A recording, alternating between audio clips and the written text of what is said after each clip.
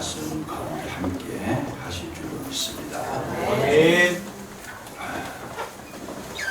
하나님께서 택한 자들에게 나타나는 현상 계속 지금 우리가 말씀으로 나누고 있습니다. 하나님께서 택한 백성에게는 많은 열매가 맺힌다고 했는데 그 열매 가운데 가장 귀한 것이 뭔가? 복을 주시겠다라는 거죠. 하나님께서 복을 주시겠다.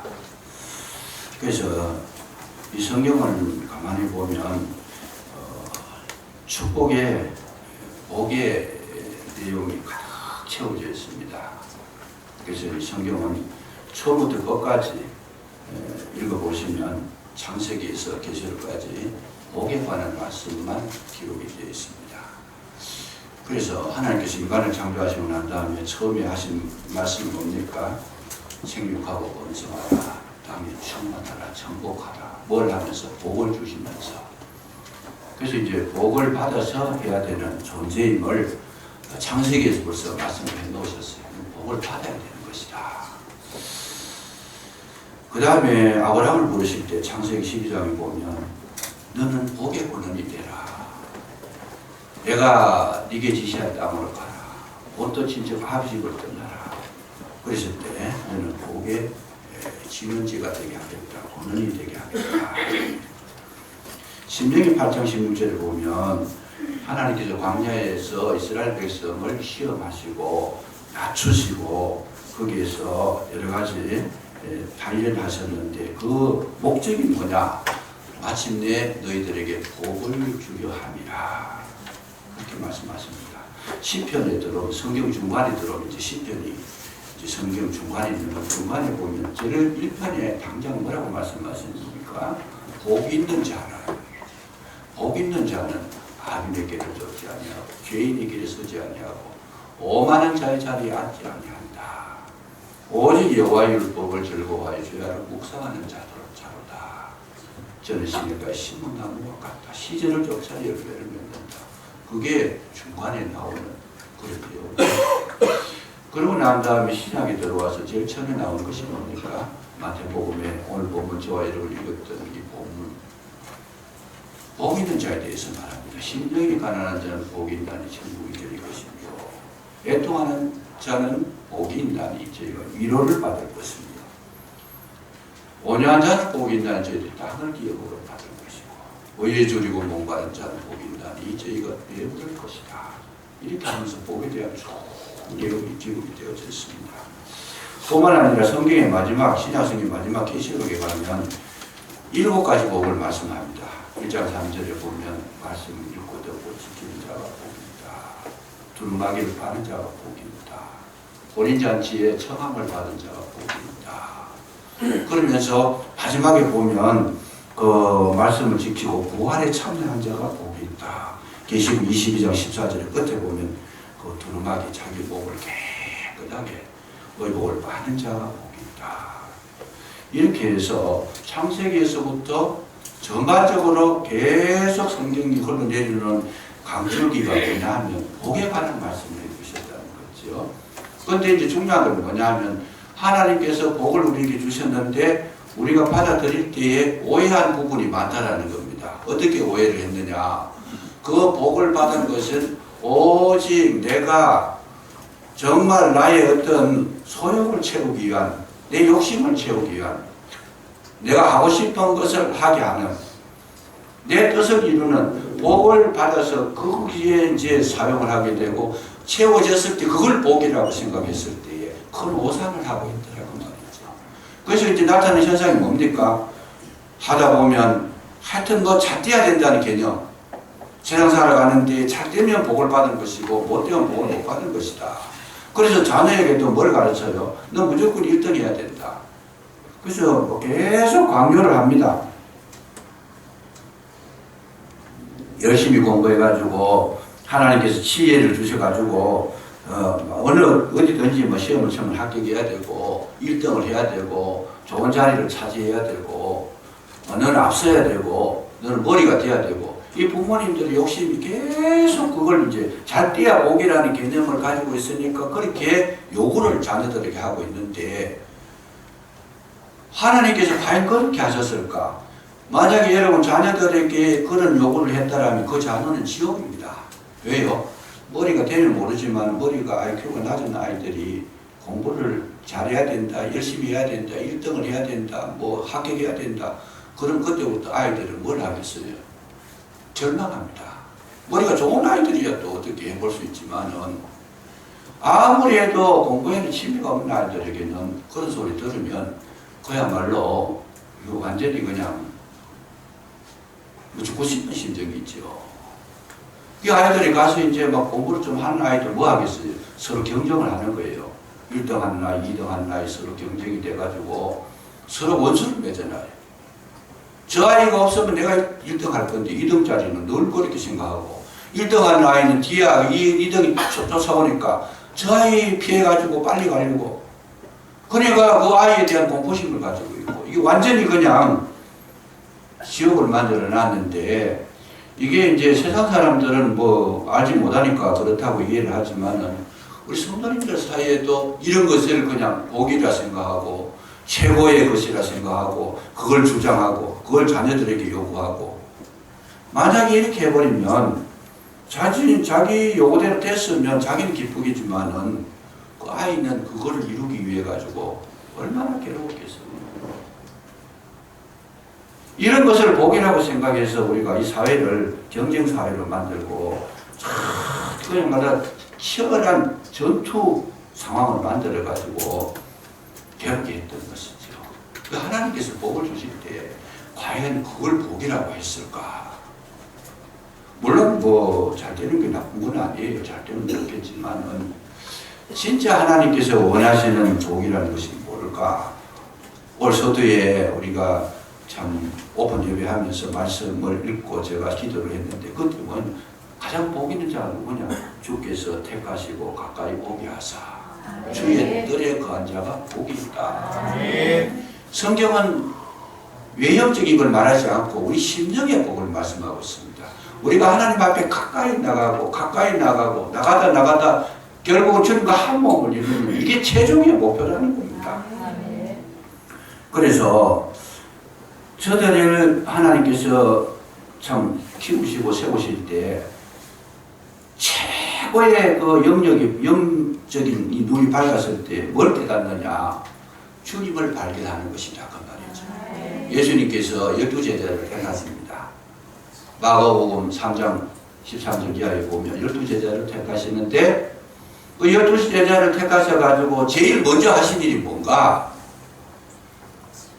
뽑아가지고 최고의 정예부대를 뽑아가지고 제일 먼저 하신 일이 뭔가 하면 거기에 딱 기록해놨습니다. 1번이 뭐냐? 예수님과 함께 있게 하시고 아니 뽑아가지고 훈련시킨 게 아니고 뽑아가지고 부자 만드신 것이 아니라는 말이에요. 뽑아가지고 먼저 말한 대로 다 이루어지게 했다 이런 게 아니고 함께 있게 했다. 이게 1번의 복이라는 거죠. 그러니까 우리가 이걸 잘 깊이 생각해 보실 필요가 있습니다. 하나님은 오늘도 우리에게 복을 주셔가지고 우리가 어떻게 되기를 원하는가? 하나님께서는 저와 여러분을 부르셔서 영원히 함께 살기를 원하고 계시는 줄로 믿으시기 바랍니다. 하나님의 나라 천국에 가면 뭐 하는 곳이에요? 하나님과 영원히 같이 사는 곳인데 천국에 가기 전에 이 땅에 사는 날 동안에도 하나님 나라를 이루어라. 뭘 하는 거예요? 주님과 함께 살아라고 합니다. 이걸 축복이라고 말씀합니다. 주님과 함께 늘 동행하면서 그렇게 살아가는 걸 축복이라고 합니다. 하나님께서 성막을 지으라고 했을 때 그 성막이 뭐예요? 왜 성막을 지으라고 했느냐? 나는 거기서 너와 함께 살겠다는 것이잖아요. 구약 시대에서는 성막에 예배드리고 함께 사는 것, 거처를 마련하는 것, 그걸 성막이라고 했어요. 그래서 오늘도 하나님은 성전에 계신다 그러고 우리 몸을 또 성전이라고 말씀하십니다. 이게 뭐예요? 내 몸을 성전 삼아서 성령께서 늘 하나님께서 내 속에 들어와서 내 몸을 성전 삼아서 같이 사시겠다는 겁니다. 아멘. 이게 가장 큰 축복이라는 거죠. 성령이 충만한 거 이것이 뭐냐? 함께 사는 게 성령 충만한 겁니다.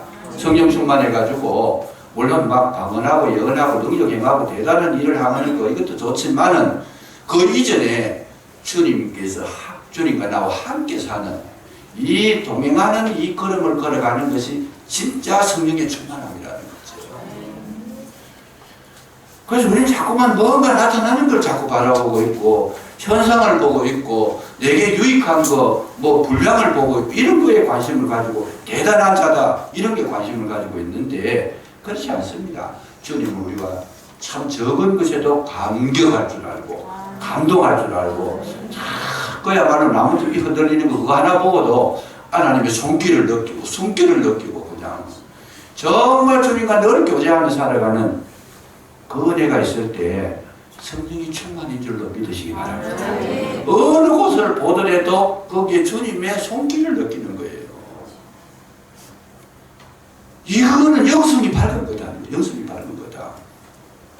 그래서 주님과 교제를 나누면서 같이 살아가다 보면 이분은 다른 생각을 할 수가 없습니다. 왜? 주님과 교제를 하고 있으니까. 조금만 잘못된 일을 하려고 그러면 성령께서 마음을 찔러요. 심령 골수를 찔러 쪼개는데 마음에 이 고통을 주시잖아요. 그러니까 너희가 내 안에 거하고 내 말이 너희 안에 거하면 무엇이든지 원하는 대로 구하라. 이게 뭐예요? 주님하고 동행을 하면 무엇이든지 기도하면 다 들어주겠다는 거예요. 왜요? 주님하고 동행을 하고 주의 말씀이 내 속에 있고 주님과 함께 사는데 내가 기도를 할 때 엉터리 기도를 할 수 있는가? 못한다는 거잖아요. 오직 주님께서 원하시는 기도만 나오는 거잖아요. 그러니까 하나님께서 무엇이든지 구해라. 아니 그 무엇이든지는 뭐 자기 욕망을 채우는 그건 그 기도, 그게 아니라는 거예요. 주님과 하나 된 사람이 하는 기도는 정말 하나님의 뜻대로 하는 기도가 나오지 않겠습니까? 그게 이제 이루어진다는 거예요. 이루어진다는 거예요. 주님께서 우리와 함께 하시면 기도의 제목도 주시고 마음의 소원도 주시고 거룩한 열망도 주셔서 그걸로 꼭 기도한다는 거예요. 그래서 그 하나님께서 거절할 이유가 없어요. 우리가 기도를 구하지 못해서 참 너희가 얻지 못하는 것은 구하지 않은 것이고 구하여도 얻지 못하는 것은 뭐예요? 정욕으로 쓰려고 잘못 구했다는 거죠. 잘못 구하니까 응답을 못 받는 거지. 하나님의 뜻대로 구하면 얼마든지 조지 물러는 평생에 5만 분을 기도했다 그러는데 다 응답 받았다 그래요. 왜 그랬어요? 그건 항상 성경을 읽고 성경대로 기도했다라는 거죠. 말씀을 놓고 기도하고 하나님의 뜻이 이루어지기를 기도했다. 우리 주기도문처럼 뜻이 하늘에서 이룬 것 같이 땅에서도 이루어지기를 원합니다. 아멘. 그렇게 기도하는 자의 기도를 하나님께서 안 들어주신다면 하나님께서 함께 하시는 증거가 없다는 거죠. 그래서 우리는 하나님께서 지금 복을 주셔서 원하시는 것이 뭐냐? 주님과 함께 사는 것이 가장 큰 축복이자 주님은 지금도 우리에게 원하고 계시는 것인 줄로 믿으시기 바랍니다. 여러분, 헤롯이라고 하는 왕이 잔치를 벌이는데 거기에는 온갖 즐거움이 다 있습니다. 거기에는 술도 있고 거기에는 춤도 있고 최고의 막 무용수가 나와서 춤을 추고 거기에 예쁜 여인들도 많고 음식도 풍성하고 얼마나 그 자리가 좋아요. 얼마나 재미가 있어요. 근데 결론이 뭐냐 하면 그 잔치 끝에는 세례 요한의 목을 베가지고 쟁반에 올려놓는 거, 이걸로 결론이 나버립니다. 얼마나 비참한 거예요. 없는 거 없이 부족한 거 없이 모든 걸 다 가졌는데도 결론은 사람 죽여가지고 목을 쟁반에 담아가지고 헤롯에게 올리는 거. 이런 아주 뼈아픈 일이 사건이 벌어지고 그렇게 열매를 맺더라는 결론이 그렇게 나버렸어요. 그런데 오병이어의 베세다의 광야에서 오병이어의 기적을 일으켰던 예수님, 그날 저녁에 말씀을 들으러 온 사람들은 배고픈 사람들이고 약한 자들이고 벌판에 아무것도 없어요. 춤추는 자도 없고 풍성한 음식도 없고 거기에 마시는 술도 없고 아무것도 없는데 오직 거기에 예수님이 계시면서 보리떡 5개와 물고기 2마리로 5,000명을 먹이고도 12광주를 남겼는데, 여러분 그 자리가 참 부족한 게 많지만 거기가 바로 하나님의 나라요 천국이요 기쁨인 줄로 믿으시기 바랍니다. 저희도 배는 고팠지만 심령이 회복됐다. 말씀을 들어보니까 마음의 평안이 있다는 거고 생명의 길을 발견했다는 거고, 그래서 주님이 계신 자리가 축복이 있다라는 거. 성경은 이것을 말씀해 주신다. 그 말씀이죠. 교회도 마찬가지입니다. 크고 훌륭하고 막 대단하게 많이 모이는 좋은 모임이 있는 거. 그 나쁜 건 아니지만, 그러나 그보다 더 중요한 것은 아무리 교회가 적어도 주님이 계시는 교회가 좋은 교회인 줄로 믿으시기 바랍니다. 가정도 마찬가지입니다. 돈 많은 가정이 아닙니다. 주님이 계시는 가정이 가장 복 많이 받은 가정이다. 삭개오가 돈만 있으면 행복할 줄 알았어요.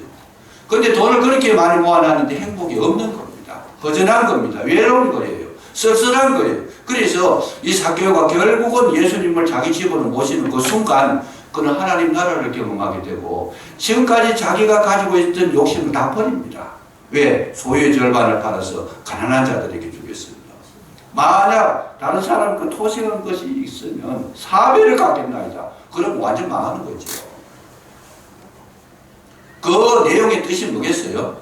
하나님의 나라는 물질에 있는 것이 아니고 주님 계신 나라가 하나님의 나라인 줄로 믿으시기 바랍니다. 갈릴리 가는 혼인잔치에도 마찬가지예요. 주님이 계시니까 더 나은 포도주가 나와가지고 그 잔치 울음바다가 될 뻔했던 그 잔치가 축복의 잔치고 은혜의 잔치고 기쁨의 잔치가 되었다는 거. 성경은 계속적으로 이런 거를 우리에게 보여주시고 강조하고 계시는데, 불행하게도 우리는 거기에 별로 관심이 없더라고 말이에요. 왜요? 어쨌든 간에 뭐 그런 거 다 집어치우고, 어쨌든 간에 부자 돼야 되고, 좋은 차 타야 되고, 큰 아파트, 큰 집에, 좋은 집에 살아야 되고, 자기를 즐길 수 있는 모든 쾌락을 누릴 수 있는 환경이 조성돼야 되고, 이 욕심이 끊임없이 우리 속에 일어나니까 아무리 좋은 말씀을 해도 그 말씀이 귀에 들어오지는 않습니다. 그래서 우리는 너무 괴롭게 사는 거죠. 너무 아프게 사는 거예요. 여러분, 나를 위해서 최고 좋은 것만 가지고 살고 싶은 것, 그거는 뭐냐? 자기가 자기 우상이 된 거예요. 그런데 문제는 뭐냐면, 자기가 자기 우상이 된 사람에게는 형통이 없어져 버립니다. 잘 보셔야 돼요. 여러분, 일부 예배 때도 제가 말씀드렸습니다. 계속 문제가 일어나는데 해결이 안 되는 분이 있어요. 가난했으면, 가난했다가 조금 어느 시간이 지나면 물질이 들어와서 그 가난에서 해방을 받고 자유함을 누려야 되잖아요. 가난한 자를 부유하게 하시는 주님을 믿는다면 그 가난함이 벗어나야 되는데 계속 가난한 사람이 있어요. 또 몸이 아파도 계속 아픈 사람이 있어요. 어느 시점 되면 해결이 되고 나아야 되는데, 감기 한번 걸려가 죽을 때까지 감기하는 분, 만약 이렇다면 문제가 심각한 거죠. 문제가 심각한 거예요. 왜 그럴까?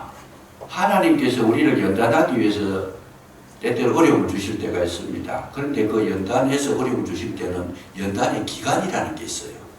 어느 기간이 지나가고 나면 합격증을 받으면 끝나버려요. 그 어려움이, 고통이, 환란이 끝나버려요. 그런데 하나님 주신 게 아니고 우리 욕심에서 나온 내 자기 우상을 만들어서 욕구 충족을 하기 위해서 계속 자기 우상화를 시켜서 나가면 그 문제가 해결이 안 된다는 거예요. 10년도 가고 20년도 가고 이 세상 떠날 때까지 해결 못 보고 떠나는 분이 있어요. 태어날 때도 가난했는데 돌아가실 때도 가난해요. 해결이 안 되는 거예요. 이건. 왜 그러냐? 우상이 거기 속에 있다. 하나님은요, 그 우상을 끊어버리지 않고는 해결할 수 있는 길이 없다라는 거예요. 그래서 항상 우리는 뭘 하느냐? 주님을, 내 마음의 모든 욕망을 끊어버리고 주님을 내 가슴에 모시면 거기에 행복이 있고 축복이 있고 응답이 있고 하늘문이 열려진 줄로 믿으시기 바랍니다. 이 문제를 잘 생각해 보셔야 돼요. 자신은 몰라. 그런데 그거를요. 나는 내대로 잘 살고 있다. 적당하게 뭐 구제도 하고 적당하게 좋은 일도 하고 적당하게 아주 제조 좋게 살아가니까 못 느껴요. 내 속에 욕심이 있는데도 불구하고 겉으로 드러나기는 이 유대인들, 바리새인들, 서기관들은 뭐예요? 자기 모양을 포장하려고 좋은 일을 얼마나 많이 해요. 근데 속에 뿌리가 안 빠지니까 예수님 앞에 섰을 때 예수님은 화이설진지 이렇게 말씀하십니다. 그래서 하나님께서 원하시는 것이 뭔가? 온전히 우리의 육체의 소욕을 끊어버리고 주님 내 마음에 충만하게 모시면 여러분 주님이 동행해 주시는데 그때부터는 뭐래요? 하나님께서 나를 이끌어 가시다가 주님이 우리 속에 들어오시고 나와 동행을 하면 내가 가는 곳에 하나님 따라오시는 줄로 믿으시기 바랍니다. 여기까지 가는 거예요, 우리가. 왜요? 주님으로 충만하게 보면 어길로 갈 수가 없어요. 그러니까 주님과 동행을 하는 거잖아요. 그 내가 가는 길이 주님의 길이고 주님 가시는 길이 내가 가는 길이고 그 길을 막을 자가 누가 있겠어요? 내가 가는 그 길이 길이에요, 그냥. 아무리 앞에 막혀도 홍해가 막혀도 홍해가 길이 없는데 내가 가면 길이 되는 거예요, 그게. 이 놀라운 축복과 은혜를 경험하시기를 주의 이름으로 축원합니다. 하나님은 이렇게 하기를 원하고 계시더라는 거죠. 그래서 우리 심령이 회복됐을 때만이 우리는 하나님의 거룩한 역사를 체험하고 경험하고 주님의 함께 힘을 얻으면서 살아갈 수 있는데, 이 산상팔복음에 나오는 이 모든 내용은 뭘 말씀하고 있느냐? 우리 심령을 완전히 비워서 예수님으로 채우는 자의 복에 대해서 말씀을 하고 계시더라, 그 말씀이죠. 심령이 가난한 자, 내 속에 있는 게 완전히 없어지는 거예요. 오직 주님만 갈구하는 거, 그게 심령이 가난한 자다. 그리고 애통하는 자는 뭐냐? 자신의 부족과 제약을 느끼며 아파하는 거, 그거 애통하는 자다. 온유한 자는 뭐냐? 온유한 자는 온전히 하나님의 다스림을 받는 자가, 그게 온유한 자라는 거예요. 이게 정답, 이게 지금 뜻이 있어요. 의에 줄이고 목마른 자는 뭐예요? 내 삶의 목표가 의가 됐다는 사람. 이게 이제 하나님의 축복의 참 비전을 소유한 자들, 동행한 자들이다. 그래서 오늘 이제 세 번째 온유한 자에 대해서 이제 말씀을 나누려고 하는데, 이 온유한 자는 뭐냐? 힘도 없고 하여튼 무능한 걸로 오직을 맨 걸로 막 흐늘거리는 그런 게 온유한 게 아니고, 이 온유하다라는 말은 한자로는 그렇게 씁니다. 이렇게 보면 따뜻할 온자에 부드러운 불자를 써가지고 따뜻하고 부드러운 사람이 온유하다. 이렇게 이제 우리가 이 성경을 그렇게 기록을 해놨습니다. 한자로 풀이를 하면. 근데 심령이 가난한 자나 애통하는 자는 이렇게 된다는 거예요. 심령이 온유한 자가 된다는 거죠. 온유한 자가 된다. 이 온유한 자의 축복이 뭐냐? 땅을 기업으로 받는다. 그래서 온유한 자라는 것이 힘도 없고 자기 주관도 없고 뜻도 없고 이리 오래 가면 이리 가고 저리 가면 저리 가고 그런 거냐? 그런 것이 아니라는 거죠. 이 온유함이라는 사람은 굉장히 강한 사람입니다. 온유한 자는 굉장히 강한 사람. 어떤 때 강하느냐? 여러분, 자기의 욕망에 대해서는 단호하게 거절할 줄 알고 하나님의 말씀을 듣고 순종하는 데에는 철저하게 순종할 수 있는 아주 강건한 자라는 거죠. 이게 온유라는 거예요. 자기의 뜻을 실현하는 것이 아니고 하나님께서 말씀하실 때는 무엇이든지 철저하게 지키고 그야말로 온전히 순종할 수 있는 그런 자세를 갖춘 거, 그거를 온유라고 말한다는 거죠. 힘없는 자가 온유라는, 예수님이 나는 온유하고 겸손하니 나에게 와서 배우라 그랬을 때 예수님의 온유가 어떤 데서 나온 거예요? 예수님은 하나님의 말씀에서 주셨을 때 한 번도 어긴 적이 없습니다. 강하신 분입니다. 대단하신 분입니다. 한 번 결단하면 끝까지 이루시는 분입니다. 십자가 지라 그러면 그 십자가를 지는 분이라는, 그런 분은 예수님 보고 약한 자라고 누가 말하겠어요? 근데 예수님은 자신을 가리켜서 나는 온유하고 겸손하다는 거죠. 왜? 하나님께 대해서, 말씀을 받은 것에 대해서, 하나님께 뜻에 대해서는 철저하게 100% 내가 수용을 해서 거절하지 않고 아멘하고 따라가겠습니다. 이걸 가지고 온유한 자라는 것이죠. 다윗이, 사울이 평생을 반평생을 사울이 자기를 죽이려고 따라왔어요. 따라왔는데 이 다윗이 절대로 사울을 죽이지 않습니다. 죽일 기회가 몇 번 있었어요. 동굴 속에 사울 혼자만 이 볼일을 보는데 그 뒤에 숨어 있었거든요. 칼을 가지고 내가 당장 죽이면 그 자리에 죽일 수 있는데 옷자락도 배가 옵니다. 그런 기회가 있었어도 절대로 다윗은 사울을 죽이지 않았어요. 광야 생활하면서 얼마나 괴로워요. 먹을 음식도 없고 물도 없고 가정나고 그늘도 없고 땡빛에 그냥 온도가 40도에서 50도까지 올라간다는데 견딜 수 없는 그런 어려움이 사울만 죽고 나면 해방이 되는데 저 사람은 죽여버리면 자유함을 얻는데 그럼에도 불구하고 다윗이 철저하게 사울에 대해 손을 대지 않습니다. 왜 그랬느냐? 역대상에 보면 그 이유가 나옵니다. 16장 22절에 보면 다윗의 노래가 나옵니다. 나의 기름 부은 자에게 손을 대지 말며 나의 선지자를 해하지 말라 하셨다. 하나님께서 기름 부은 자다. 사울도 하나님께서 기름 부은 자니까 기름 부은 자에 대해서는 손대지 마라. 요 말씀을 지키려고 그렇게 괴로워도 참고 견디고 또 인내하고 정말 자기가 피하고 이 아픔의 세월을 한 해 두 해도 아니고 10몇 년, 20년 계속 나가는 거예요. 그게 약한 자가 아니잖아요. 강한 자입니다. 하나님의 말씀을 받았을 때 말씀을 지키려고 할 때에는 굉장히 강한 모습으로 나타나는데 그렇게 다윗은 하나님의 말씀을 존중하고 온전히 신뢰하고 믿고 나갔을 때 하나님께서 여러분 다윗을 높이셔서 이스라엘의 최고의 성군을 만들어 주신 줄로 믿으시기 바랍니다. 하나님께서 그렇게 역사하신다는 거예요. 그때 당장 사울 죽여버리고 자기가 왕이 될 수도 있었을 거예요. 그러나 그 뒤에 문제가 발생합니다. 자기 뜻대로 해버리면. 그래서 오늘날 우리는 이 온유라는 말을 주의 깊게 들었어야 돼요. 그냥. 아무 말이나 듣고 따라가는 게 아닙니다. 거절할 줄은 알고 하나님의 말씀에 대해서 철저히 순종하고 순복하고 따라가는 것, 그걸 온유라고 한다는 것이죠. 그래서 이 온유한 자는 세상을 정복하더라는 거예요. 왜 그러냐? 온유한 자는 예수 그리스도로 채웠기 때문에 늘 마음이 넉넉합니다. 넉넉해서 여러분 온유한 자가 되면 사람들에게는 여유가 있어요. 왜 여유가 있느냐? 주님으로 채웠으니까 내 마음에 뭐가 있어요? 용기가 있고 담력이 있고 내 마음엔 소망이 있고 내 마음에 기쁨이 있고 내 마음에 어떤 에너지가 있다는 거예요.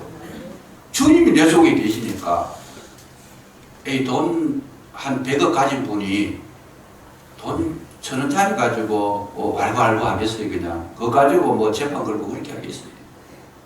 100억 가진 분이 예를 들어 1억 가져도 1억 가지고 뭐 그거 가지고 시비 걸지 않을 겁니다. 여유가 있으니까. 근데 전 재산이 1억밖에 없는 사람이 1억이 몽땅 뺏기게 되면 가만히 있겠어요. 그래서 방법을 쓰고 막 화를 내고 열을 내고 막 수단과 방법을 가르지 않겠죠. 예수님 우리 속에 들어오면 수백억이 아니라 수천억 우주를 가진 것보다도 더 크신 분이 내 속에 들어왔는데 뭐가 있어요? 여유가 있는 줄로 믿으시기 바랍니다. 그게 나타나는 현상이 온유한 거예요. 다 받아들이는 거예요. 누가 뭐라 그래도 나를 무시해도 자기는 나를 무시했는데 나는 무시 안 당한 거예요. 저 사람은 나를 욕을 했는데 나는 욕 안 먹은 거예요. 지금. 저 사람은 나를 미워했는데 내가 미운 대상이 아니에요. 나는 자유하다는 거지. 이게 온유로 나타나는 거죠. 하나님께서는 철저하게 말씀을 지켜나가는데 사람들에게는 한없이 양보하는 거. 온유라는 거죠. 왜? 가졌으니까. 우리가 말씀에 순종하지 못하고 때때로 막 고집스러워지고 인간적인 어떤 그런 모습이 나타나는 것은 뭐가 그러냐? 은혜가 떨어지는 거예요. 왜 순종을 못하느냐? 은혜가 떨어지니까. 왜 하나님 앞에 헌금을 못하느냐? 마음에 은혜가 없으니까 못하는 거죠. 정말 주님으로 풍성하게 채워지면 뭐가 되겠어요? 내게서 나가는 것은 항상 겸손함이 나가고 부드러움이 나가고 여유가 나가고 자유가 나가고 기쁨이 나가는 줄로 믿으시기 바랍니다. 그건 온유하다는 거예요. 이런 사람은 어디에 있어도 주눅들지 않습니다. 다윗은 이 모든 걸 경험하고 난 다음에 시편 23편 5년에 기도하면서 여호와가 나의 목자가 되시니 내가 부족함이 없어지리로다. 내가 사망의 엄심한 골짜기를 다닐지라도 거기에 뭐가 있어요? 주의 지팡이와 막대기가 나를 안위하시나이다. 원수의 목전에서 상을 베푸시고 하나님께서 나에게 승리에 내 잔에 넘치도록 채워주시더니 자기가 부족함이 없다는 겁니다. 그러니까 환경이 어려워도 놀라지 않고 그것 때문에 마음 상하지 않고 그것 때문에 정말 강팍해지지 않고 받아들이는 거예요. 왜요? 거기에 계신 하나님 나를 도우시는데 내가 1,000원을 빼앗기면 주님은 10,000원을 채워주시고 내가 7번 넘어지면 주님은 8번째 채워주시는 줄로 믿으시고 이런 분이 계시는데 뭐가 두렵겠어요? 뭐가 그렇게 마둥마둥할 이유가 없다는 거예요. 여유가 있다는 거죠. 이 은혜를 소유했던 서대반은 자기에게 돌을 던지는 자들에게 돌로 쳐서 얼굴에 던지고 머리에 던져서 피투성이가 되는 그런 자리에서도 이 서대반은 뭘 하고 있어요? 자기에게 돌 던지는 자들을 향해서 기도를 하는데 어떤 기도를 해요? 하나님이여 저들을 용서해 주옵소서. 저들이 몰라서 저렇게 하고 있다는 거예요. 이게 여유라는 거예요. 이게 여유다. 그게 온유라는 거예요. 그게 온유다. 그 마음의 은혜가 떨어지고 정말 마음이 여유가 없을 때, 은혜가 없을 때 돌 던지는 사람 보면 어떻게 해요? 죽이고 싶겠죠. 내가 여기서 풀려나기만 하면 당신은 그냥 안 두겠다 이러겠죠. 그건 온유가 아닙니다. 내 속에 하나님께서 은혜를 채워주셨으니까 나와 함께 나를 죽이더라도 나는 부활한다. 죽이는 당신만 불쌍하지 당신만 불행하지 나는 살아난다는 거예요. 나는 새로운 세계, 은혜의 세계, 축복의 세계, 주님과 함께하는 영원한 세계, 나는 부활할 수 있지만 당신들은 불쌍하다. 세계를 지배했던, 폭력으로 지배했던 모든 사람들 많이 가졌지만 다 빼앗기고 없습니다. 역사적으로 보면 알렉산더나 시저나 나폴레옹, 히틀러, 스탈린, 모태똥 모든 인물들, 세계적인 인물들이 한때는 세상을 주름잡았지만 지금은 온데간데 없이 다 빼앗겨버리고 그 중에서 나폴레옹은 세계를 정복을 다 하고 난 뒤에 마지막에 세트 헬레나 섬으로 귀양 가면서 뭐라 그래요? 나는 빈손이다. 예수거가 이겼다. 예수거가 이겼다. 나는 세상을 힘으로 정복했지만 가진 거 아무것도 없지만 예수님은 그야말로 자기 식으로 하면 온유하고 정말 진리 가운데 십자가를 지고 죽었지만 세상의 사람들의 마음을 사로잡았고 승리했다라고 마지막에 그 고백을 합니다. 오늘 저와 여러분의 사는 길에 가장 큰 축복이 뭐냐? 온유한 자가 복된 자인 줄로 믿으시기바랍니다. 이걸 소유해야 비로소 복된 자의 소속에 들어갈 수가 있다는 거죠. 아직까지 뭘 지금 우리가 이해를 못했느냐? 온유라는 말을 그렇게 많이 들었어도 온유라는 개념을 정확하게 이해를 못해요. 그래서 하나님 말씀하실 때 우습게 알고 자기 욕심에 체리게 되어 있으면 막 강하게 나오고 그냥. 성경을 보면 예하고 아니라 함이 없다 그랬어요. 무슨 일이든지 아멘하고 순종하라 그랬는데 아니라 하지 마라 그랬어요. 그 왜 아니라고 하는 것은 자기 생각이 있다는 거잖아요. 자기 뜻이 있잖아요. 자기 계획이 있다는 거잖아요. 그거 하지 말아라. 온유는 온전히 주님 앞에 순종하는 것이 온유라고 하는 사실. 그 대신에 너가 나의 말에 온전히 순종했으니까 나는 뭐예요? 너를 온전히 지키겠다. 예수님 하신 말씀이 내가 온전한 것 같이 너희도 온전하라고. 그런 뜻입니다. 여러분 온유한 자가 되시고 삶에서 늘 기뻐하시고 자유하시고 무궁성한 은혜를 누리시며 승리하시기를 주의 이름으로 축복합니다. 감사합니다. 심령이 가난한 자가 되고 애통하는 자가 되고 또는 온유한 자가 되게 하셔서 주님께서 원하시는 복된 자가 되도록 저희들의 마음을 열어주시고 심령의 크신 말씀으로 채워주셔서 승리자가 되게 하여 주시옵소서. 온유한 자가 되게 하시고 진정으로 아버지 앞에 설 때에 아멘으로 순종하며 항상 주의 나라를 이루는 쓰임 받는 우리 모두가 되게 해주시기를 간절히 기도하고 나오니 함께하여 주옵소서. 예수님 이름으로 감사기도 드리옵나이다.